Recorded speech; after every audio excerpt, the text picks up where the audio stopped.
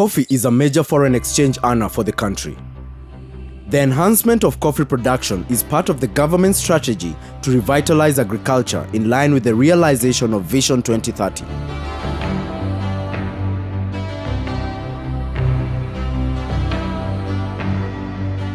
The Coffee Research Foundation has come up with research technologies with a view to increase coffee production and quality. These include the use of good agricultural and manufacturing practices. Canopy Management is the overall process of optimizing production of bearing wood so as to maximize regular annual cropping through tree training, pruning, handling, desuckering and change of cycle.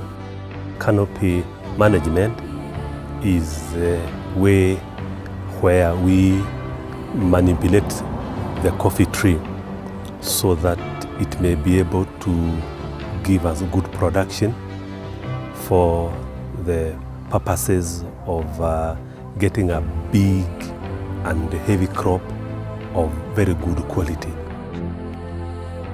Here is a step-by-step account of the various processes. Pruning is an art which involves the regulation of the number and spacing of primary and secondary branches. Handling is the thinning out of flush growth or young shoots as a result of blossom rains. Desuckering is the removal of any unwanted suckers growing on the plant. Change of cycle is the process of rejuvenation of old bearing heads with young ones. This cultural practice influences tree growth and plant response to weeding, mulching and fertilization. The practice also provides favorable conditions for the control of pests and diseases.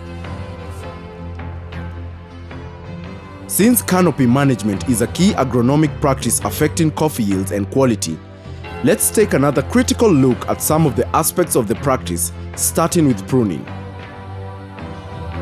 Coffee pruning is a thinning process where we concentrate energy into certain parts of the plant so that the tree may look healthy or it may grow healthy for the purposes of getting a very good crop of high quality. We conduct this exercise once in a year when the crop is over the trees. And normally we conduct this exercise in the month of January if we are farmers in central or Kenya or in the east and west of the Rift Valley. But in other areas like Machakos, Taita, main pruning comes in the month of July to August. Pruning improves the bean size by strengthening the bearing wood. It enhances the efficient picking of good ripe berries when the tree framework can be worked from the ground.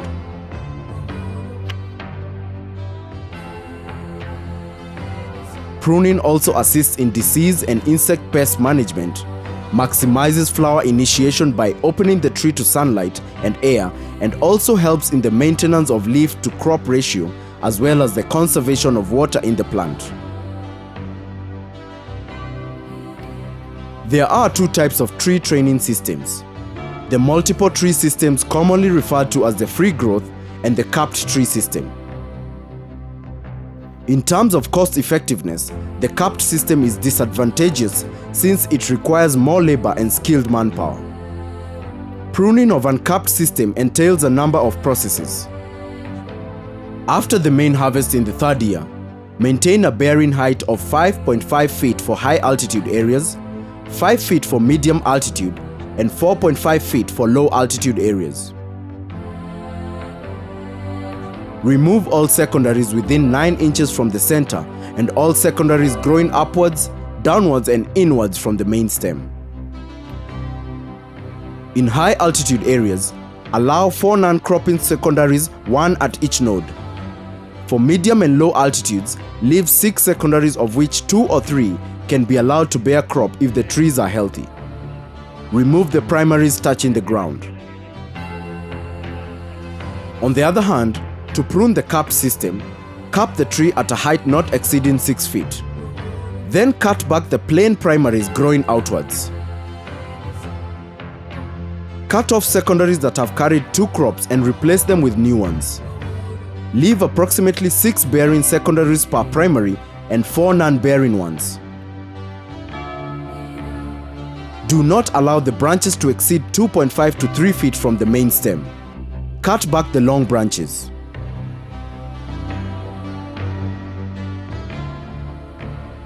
Remove all secondaries growing upwards, downwards and backwards or within 6 inches from the main stem. Where capped multiple system is practiced, remove all inside primaries.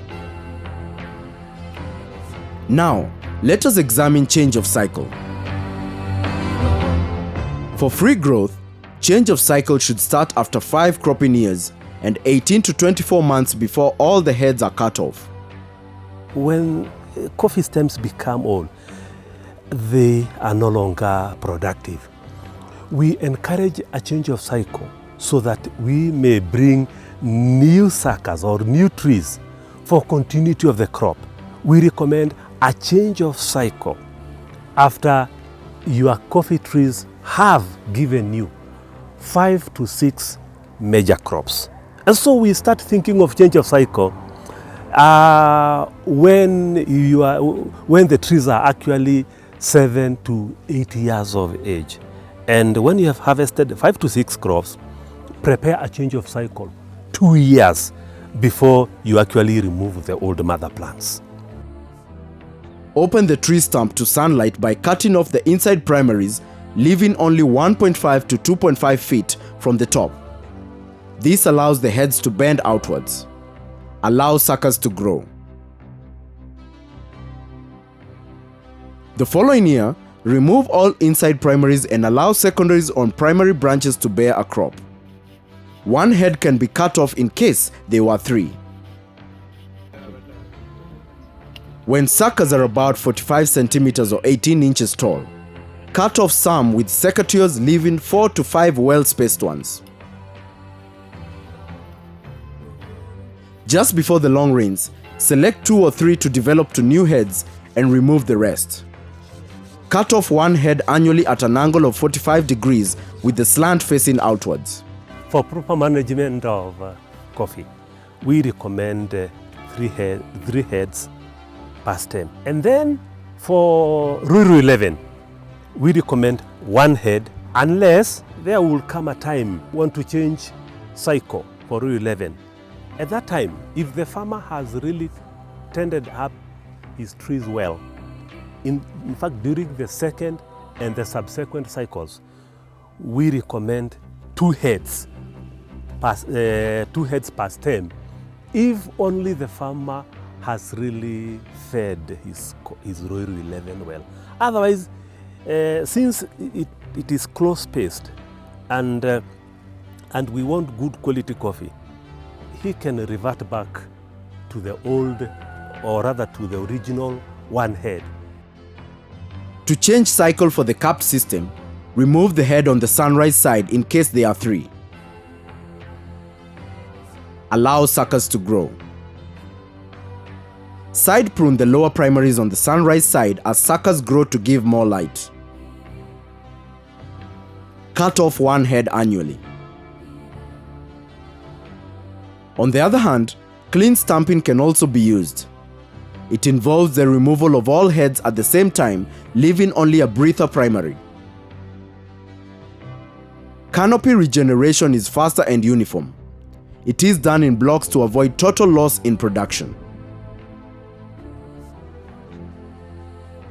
It is not recommended for the first change of cycle or for unhealthy trees. Farmers should take note of the fact that proper canopy management improves bean sizes, crop quality and enhances income from coffee farming. I would like to appeal to farmers to really put more effort in coffee pruning. Since coffee pruning determines the production capacity of the tree. Secondly, it will avoid what we call biennial bearing. Thirdly, when you open up the coffee tree, by proper management, you actually initiate uniform flowering. We also encourage farmers to be pruning their coffee regularly, because one encourages proper spray chemical penetration. Secondly, it doesn't actually allow insects which like hiding in the bushes to have a good environment. So by pruning coffee, it's a very, very, very, very important exercise. And if a farmer ignores coffee pruning, he will expect something very little. Finally, farmers are advised to keep abreast of new farming practices for better yields.